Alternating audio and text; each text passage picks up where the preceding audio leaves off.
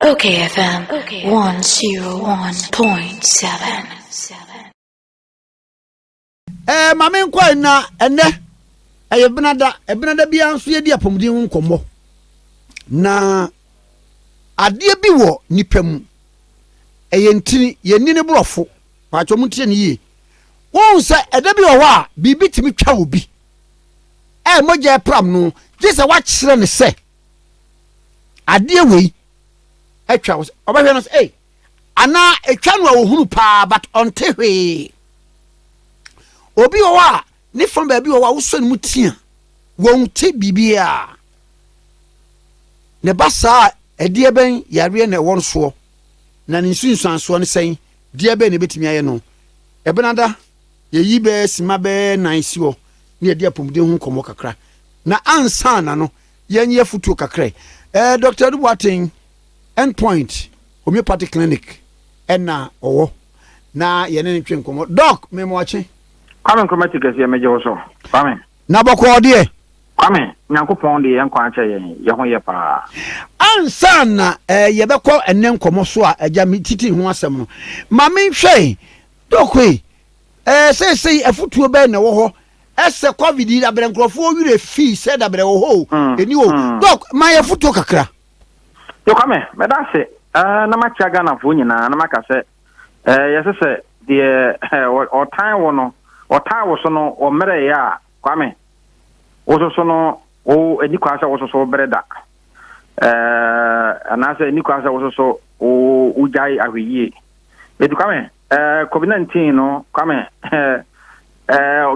Ghana fo nyina asati asese sa covid-19 no Kwame entwemo enya de ya Kwame enya de ya edaso wo ho den na sebi ya na ho se yen ebibi man mu no ya na Kwame ade bi aba epitiase no eyehu anase nipa de seni hwede nipa su ene ne ban titie no asem bi ba epitiase no na attention nyina wo so but as time goes on no na Kwame obohunu se nipa de seni nti Nyankopon obo arefie ema nipa nti wo se ya na arefie ya na nyi nipa ne forto ya na arefie enti se ya nkoso an kai ho a na Kwame ye ya be ye se yade no eni ho ne mom no yade no ayade a Kwame etete fikiri etete obi an fikiri ya a te se ya ma yade no kwan a ebeba Kwame o kai se be 1 month ago as say me ne udi nko me ka kire o se me die me nya ya enko mampanyin kura no ko wonye no mandatory wonye no compulsory se eye face mask anase eye face mask no Kwame ubia ubepie ube move out bia no Kwame sa won sha yenchew na Kwame medanse se sebi omo mutu o mempanyin fo no so no omo so etimi ene naka ama sebi watimi aba out abeka se ene no eye compulsory na me kwa me ka se ye kebe ye kwa no yen sanfa emara bi entato because Kwame ya dia am se Ghana fo no ye nyina Ghana afo no Kwame ya so den kakra na ya na se mpemebiri no ana se bibi ho na se emere bia ni ho a bechi nipa no ya ne nipa no wo hunu ade no mfaso e wo so obi ho a ono wa na dwen se wo no de sa ya de we de tofi akwa ba Kwame ya de tofi akwa sem bia nim edenti no yen koso ni yen hwa enya hwi any especially more medical problems because yade we say no the ba no the hunu ni nyina na say omo a yade we chi omo a omo underlying causes bi te say hypertension akoma yade omo heart related problem diabetes wo asthma any say yade ni nyina no chronic kind of diseases no Kwame no yade ne ba ya na inspire omo kura enche kura na yade ne de omo sen enu nti no Kwame futu e be magana fo nyina ne se yenya hweyi ye momoden asase ye ko public ya Kwame ye momoden asase ye bitima se ye nose mask no na yetimi de abo ye ho ban ene afoforo esoso ban because bebere no ano enim se obi a omu obi etu ni bie no Kwame ebia na de kwa de kwa sra amanfo nyina nti ye momoden asase be sesa de no ena another futu bie wo ho no se yenya or your medical condition, underlying medical condition, be it hypertension, heart-related problem, diabetes, any asthma, any respiratory problems in your come. Your more the answer. This is the time one. Kwame betting your way. Yet made to say we are saying. Now your more the answer, but no sure you not enough water. Fruit read you know. Kwame, no woman be no ton fruit. That was centers.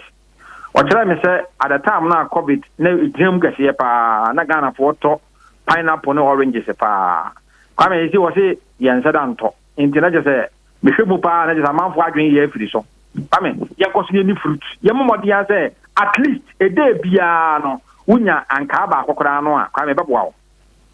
anase pineapple kwame unya ebi na wo tineti a day bia utimi di fruit a kwame beboa utimi ya saa de we kura to aso be 1 month ya kwame wabon so wo hunam bia ni mu kura no wo be sha anya ho effect wo be sha wo so honam na sha se eye from e kwame ye momodia covid-19 no kwame enya de a afiri yeso enenti no yenhye ne nso saa kwame medase Mesuma dase pa nene yeni nkomwe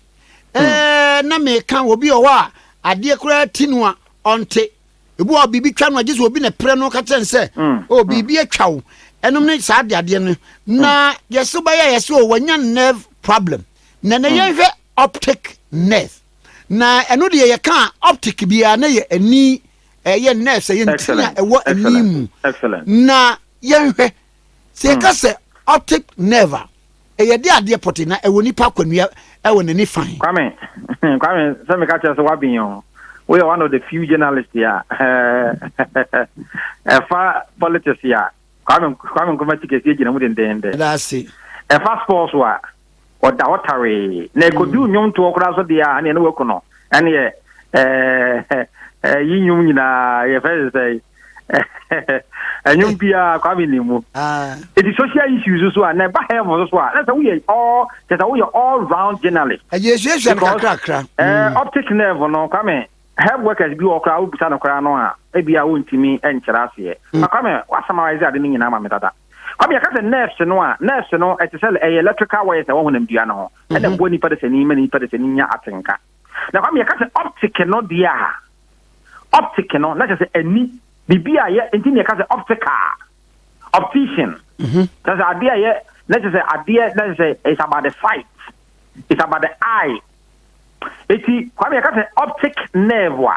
let's say eno no ye type of nerve wa kwame eno no de ewo ani ni so na ewo the extreme end of the eye.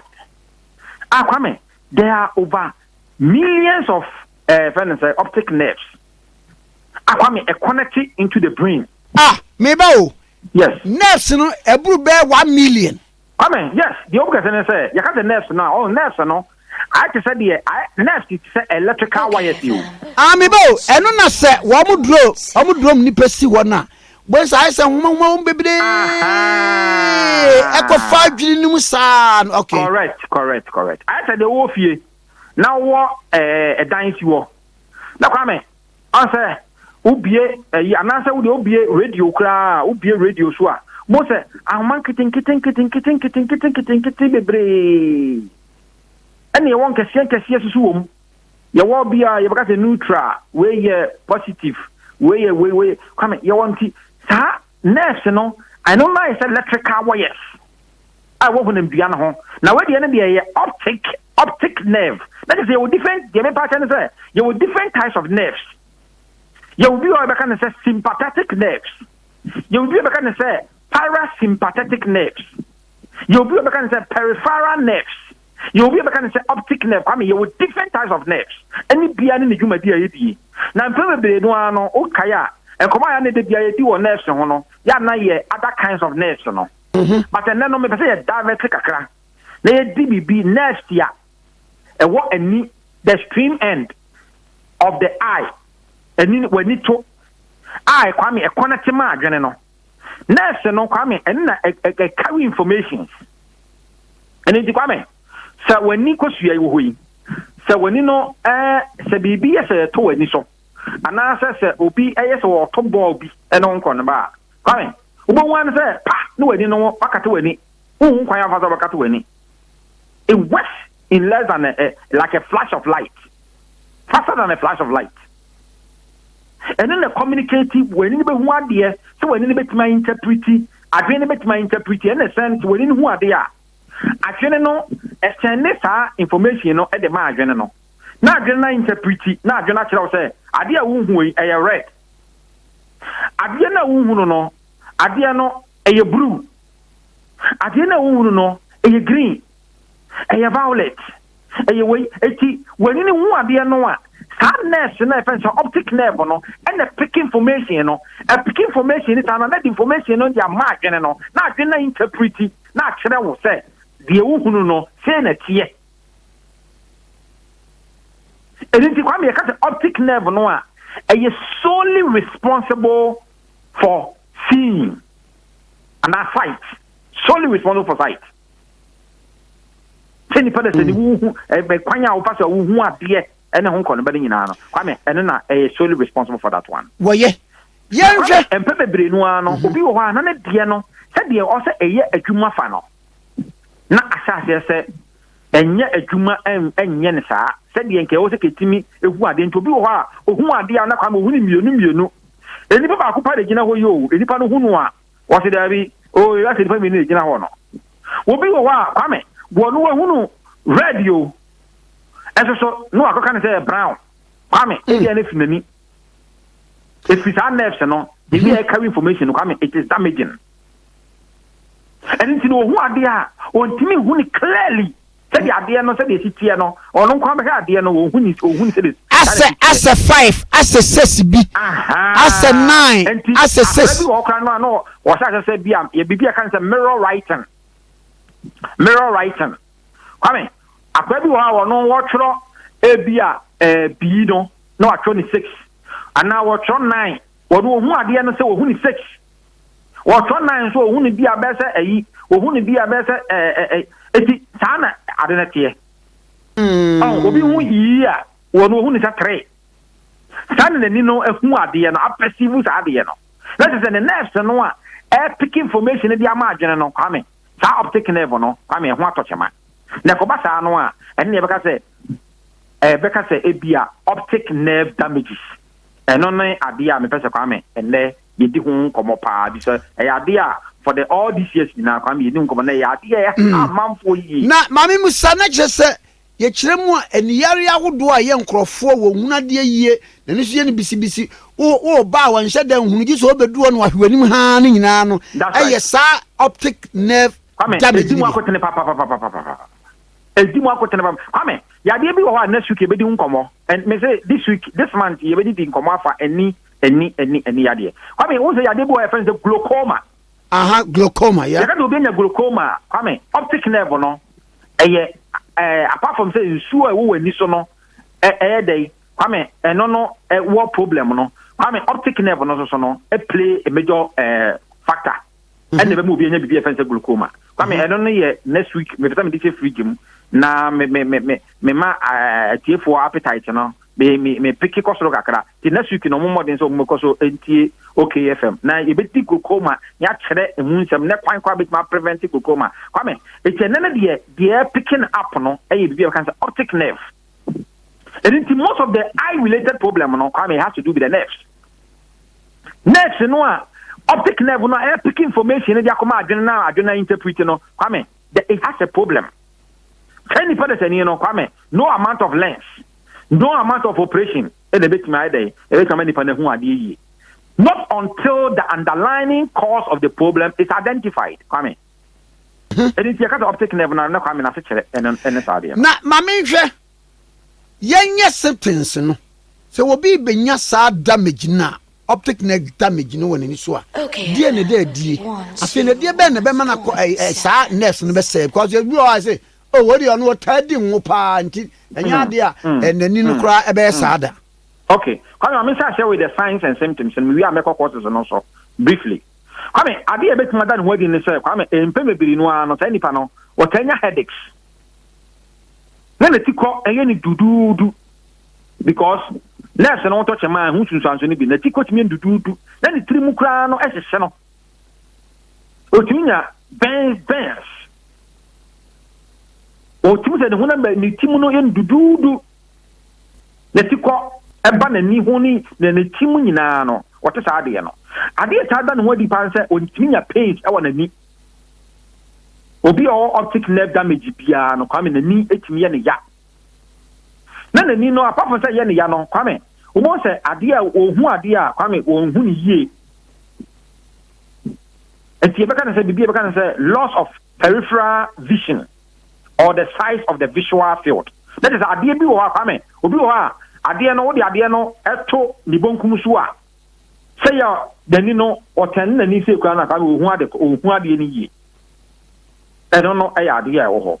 etima bibia be kan say loss of color vision when you know kwame it is a TV color TV obi wa kwame ne de na say de black and white no ade bia ohu ni white ade bia ohu ni black wo color se kuna so bit identify the ni bit identify say we color we akwa bi wa ba bo so abono a ka se bono abon kwame color se pa no wontimi deficiency to be able to differentiate between colors kwame it becomes very difficult for that person no ade a ewo obi so okra no itima nya flashy light na ni no so no asa de ye de light bi na flash so eno so eye hu sunsan so ni bi na bo se ni aye ko no oposa na ni aye ko eno so eye hu sunsan obi so wa no bo so hu ade hu ni mienu double vision hu ade no a hu ni mienu eno so ye hu sunsan so ni bia kwame etima pain wutimi na pain so wo eye socket no so say wani no e wo socket bi mu sa fence wo scar wuti no sa socket na wani no e wo mu no kwame wuti apart from the pains wani no wo sa tip pains wo socket na ganza emu eno so ye wunsun san so kwame ema ade a obo hunu so bo sa ade no etima vision no e get distorted o vision no bo sa that vision na ye distorted eno so ya ade o kwame etima obi wa wonya inflammation in the eye wani ni timi ho no emema so wani ni timi epega obi wa temporary no anase permanently kwa metimi wani ni kura no etimi ehu ade kura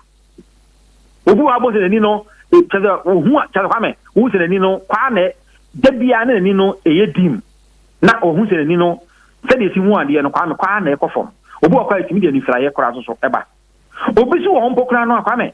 the timid background is here and say it timid weakness and numbness. I don't know the end time but any nerves to be ultimate animal ba. Start tingling sensations. I said the empany be what one piano, now say we're near chi, and I said we're near chi in particular. Both I was so show this animal in ano. Was a chill mamma or say emojan and namhuntia. Etu kame we muni normal mpe bebere no ano etimi ekofa we muni normal etimi de ade a eye science ya eda no ho adi emekwa obi we benya bibi e beka no se obi eba benya bibi e beka no se optical nerve damages ba kame ade ekofa ba no eye mpe bebere no eye inipa de tani age kwame wunyini no ba veti se dipa wunyini no na se de wusi hu ade fa no na kwame ekofom eni nti na bo hu no a mpe bebere no ano obi wo ha won be below 40 years na kwame lens kwa won she bida ba wonyini no after be 40 years 45 50 years na kwame o redi ade akura no a ade no font size no enye big ya kwame ohu ade no a ohu ni yie anasa se ade a o redi no se light no nye very broad pa no a kwame o hwa ade no sa ohu ni se ase de arabic no se bi obi a ono ni ma arabic na de arabic abeku nanim ohu right hand no se chaze ohu wontimi meki ene meaning bia from the right hand and also so aya in age aya de it me de san optic nerve damages na it me de ba kwame ade it me sa de ba eso so no aya ya de bia be kan say optic nerve atrophy no so ya de akwame emre ni nti no mempese ye be koso bebere eno no ya de e be di hu nkomo as time goes on no ye be di hu nkomo ena kwame ya de bi so be kan say glaucoma eno so timi ma ade e be kan say optic nerve no kwame eno so etimi ekofa sa wahaw no etimi ba ena bibi so we kan say optic neuritis kwame yakase sa de wuri oni mu no ya ha bia no say medical term bia say o test no a that's say inflammation and take place or that let's say optic nerve no inflamed and I say damages ekura aba ho a eno so and I say injury obi wa na bibi strobe no obi board on and I say obi the bibi ball no and I damage the nerves no adamagi sa optic nerve no kwame ni nyina no etimi kofa ade a ekofa sa problem yi eba besue enipa da sen enti kwame ubisa me a the signs and symptoms no any cause no na kwame me de amawi se obinya sa yare bia wotumi sa yes kwame no kore obinya optic nerve say from homeopathic point of view and from endpoint point of view there kwame se wunya na se yen se wani ni fira kora de a ene eno no endpoint no yentimi hwe but I don't know the me sure say optician eno no se ni fira kora de a me sure say omono ene itimi optician ya omo ye doctors responsible for eye no kwame omo na ya na omo de sa de no se fira kora de a hono na bia betimi e de akọ no ma hwese bia on betimi aboa wa ma watimi na mpe bebiri no ano mo kra no ekọ hono akwa ma operations upon operations no bebiri no ano bo sia na bebiri no antimi survival enti se asha se ekọ form no a bo sha se hunu any of the science no wani si o wisiri wani si o tum wo hu adie yie na kwa me bo nsi wani no wo ase unya flash light wo so ana se wani na ekọ na nsuo firi so ba na kikaw na ye red ene sa na mani nyina na de kwame eno no eya ade a itimi dey itimi scan ye wo bibie beka se tonometer eno no eye scan na kwame itimi edi twa wani no itimi di twa ni itimi hunu wani no se efiri sa nerve no ene ho atochema na se any of the eye related problem ni itimi di hunu sa de no ana se obi wo kra no ase ye homeopathic yi apart from that kra no kwame itimi your machines ya radionics no nko no ba ye bitimi di ehunu ade cropotin a nerve kra no a enya problem no ana eye defect na wo ho no ye bitimi di ehunu ni yetima mo aduru a san kokra kra me na mfiri 100% ya kwame e bitimi am na improve ama ne enseye kwa mo ni nko fra kra eno no eya ade a kwame eya ade wo ho na kwame so wan hwe no wan tumi antu ase a ehun sunsanso no the subsequent effect no bibi e beka se bia glaucoma na se ni fraye ekura timidi ni fraye timidi e ba besue wo se ni pade se no wo so kwame mama hwe the effect of untreated optic kwame na meka se eno ne timidi ade e pen se glaucoma and se blindness timidi ba besue ni pade se ni the untreated se unya se wo sha zo hu sa de no a kwame wan wi a na se ni fraye mu na wo kono no I don't need the untreated one so well asa se epurunsu eye wo ya eye kokọ uhu ade ahunu bienu asa de flashlight to so ne sarma no so wan hwe ntu ase a ehun sunsan so ne eni fraye na se glaucoma na kwame de aba ba hwio apenti wenu se ba bi ti se mo so ye ho no endpoint ho no obi betimi abehwe se me ye anya bi per symptoms akeka ye no mi ade yes kwame obetima baba ababewe obetima oba ye de mfidie ebetimi achatu wani no na ye do collab kwame ebehunu ade cropotin a ye koso saade ye no na mpem bebiri no ano obi wo kra no a obeba no na bia na enko 100% na mum ne betima improve a wani na enya wo ya biem so wani na ye wo ya enya wo ya biem obehu ade yie ni akere kwan kra no a kwame obefa so emmo wani no ensay more because kwame enoma bebere ho a nipa yenim se oya etimi ye ni say enwani a obedie a betuma boa mo wani no kra ye very healthy eno no eya ade ye betumi aboa wo cause ye onoma bebere ho bises zinc any a lot of vitamins no kwame bebere no ano eboa strengthen nipa de tani wani eti healthy food is very important pa fruit and vegetables and kwame exercise and so me boa me activate sa optic nerve no exercise it me activate sa optic nerve no and kwame ade ba ko a no so boa kase no say obi ho na ye na to lens so na so no ani no ana se kwame obi ko no ba bi oye adwuma na ho no ye dim or Shiadia and that's what you know what you dim. It's coming a child the kind of light the crowd which may use you. And the coming and no be also a no a cost a sane penny. Coming and your sunglasses here in Ipeleseni, Kawunam a Yemua, Unia say, Kaw a Riana a Bopa, Unia was sunglasses. The gun has in the comment. Ubi what friend interview about okay from no. Hold on, no better sunglasses. Studio. And so no, and Kaya Riamu, Ka Adia and Kadia bit my boat and in Obine. So, but we okay from Mosey, set up city and Uncle and Banoa. One year, set up new quite good. No more do we know you sunglasses and not Eddie at all. It was meant for to protect the eye. And into coming in no a norma, coming ya, it me a bois, Emma, Yenino, it me a day, it me, South taking up, no, it me bone buying, Emma into me and say, it coming. When and then education, I'm say a dema Ghana for you now. Okay, you better say. Come here, Medasa, Madam Problem Casa, a query, and I'm a endpoint go so a year free scanning for prostate. Memma Johnson of Bemamuya or Moya, Numbema Mushishu or more, not just more time, you know, nine suffit free mobile, and I say discharges, and I say Moja free mobile. Come here, go so a yes, screening, no. And a master soa or bedroom on Nicusiana is swinging in us and a cheap. Onyana message, a message in a Meji, Nayashi Reno. I wore power, so I want a ma. Kwame sa omunyina no yeguso ye free scan and ya more yana bebere no afi say endpoint no ye no bo e wo soro kwame ye bo eni soro kra ye card kra ye 40 Ghana cedis enye se de bia oba obeta ye card foforo da bi wo card ba akopɛ no kwame 10 years kra no anu na oba eno an be yidi ama wo e da enye se oba be hospital bia no a se de hospital bia no ye se oba hospital bia na je say say twice ka foforo ye nyi consultation fee. Your consultation fee a free yanyi consultation.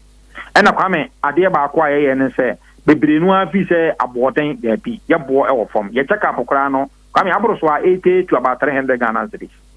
And na ye wiesu a near the what to do so na kwame we twa na kakra and kwame endpoint ye hospital kwame say ye set up on say ye ye dinner setting in no do no afi say ne bo bi a ya je na de do no afra o kama bada da